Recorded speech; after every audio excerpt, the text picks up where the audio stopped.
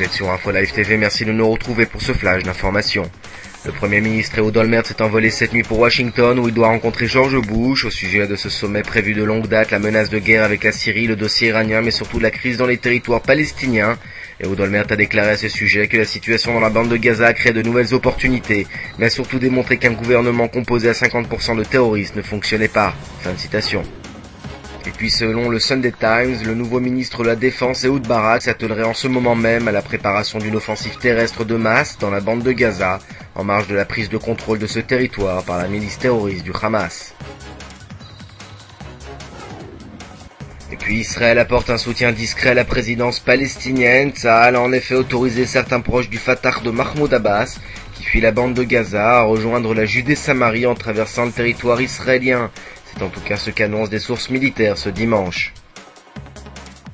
Selon des informations parvenues en Israël, Rome aurait offert une aide financière et logistique à Damas en échange de la promesse de Bachar el-Assad de coopérer avec les forces onusiennes stationnées au Liban depuis la fin de la guerre de l'été 2006. C'est ce que révèlent nos confrères de Ynet ce matin.